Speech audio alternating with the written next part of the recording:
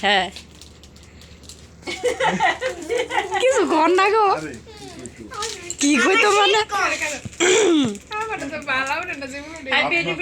আপনার বিবাহ বার্ষিকী শুভ হোক।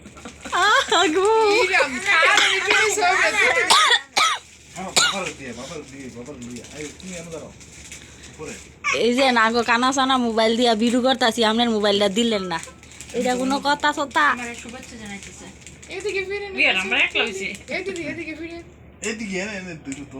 আয়া গো বদি গো মোবাইল তো ভালো না টের কাটুর কা